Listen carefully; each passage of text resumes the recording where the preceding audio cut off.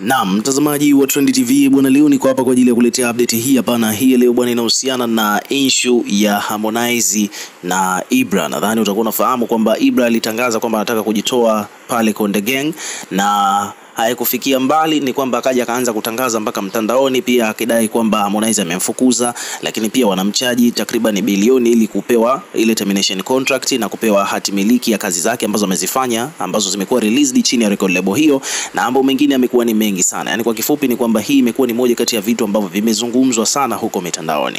Basi baada ya hao yote kutokea ni kwamba hapa bwana, kuna wadau wameanza kuhisi kwamba maana Ibra imefikia hatua mpaka ameanza kuchangisha Watanzania wamchangie fedha kwa lengo la kutimiza hiyo bilioni ili aweze kulipa management ya Konde Gang ili aweze kupata kuondoka katika record label hiyo. Na sababu kubwa akidai kwamba ni kwamba bosi hawekezi katika kipaji chake, anaona kwamba anadidimia. Umeona bwana? Sasa kuna watu wamehisi kwamba hii inawezekana ikawa ni kiki. Umeona bwana? Kwa hapa kuna page hapa wamekuja wameandika kwamba bwana, moja kati ya taarifa ambazo zimetawala vichwa vya habari tokea Jumapili ni uhusiano wa msanii Ibra na bosi wake Harmonize. Drama hiyo imeibua hisia mchanganyiko kutoka kwa mashabiki na wadau wa muziki wa Bongo Flava, wengi wakijiuliza kama ni kiki au ni kweli kuna mgogoro kati yao unaoashiria kuvunjika kwa mahusiano yao ya muda mrefu.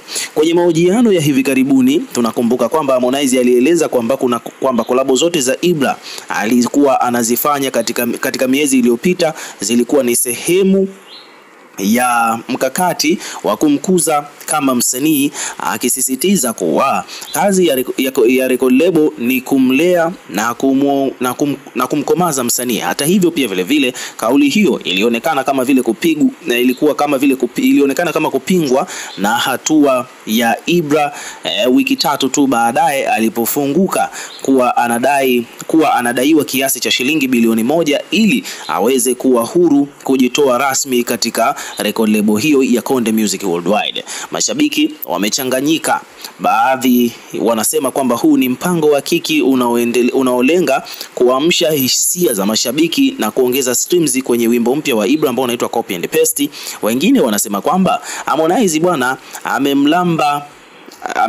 mwingine anasema kwamba Harmonize amelamba matapishi yake kwa kumdai Ibra fedha nyingi, ambapo jambo hilo linapingana na huruma aliyowahi kuomba alipoondokaga WCB, akidai kwamba Diamond bwana alimtaka alipe zaidi ya shilingi milioni 700 ili aondoke kwenye record label hiyo.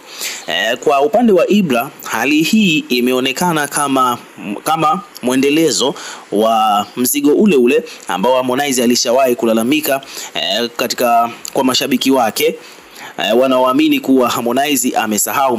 Mashabiki wameanza kuamini kwamba Harmonize amesahau machungu ambayo aliyapitia, na sasa hivi bwana ameenda kumtendea yale kijana wake katika record label hiyo ya Konde Music Worldwide ambayo ni record label yake.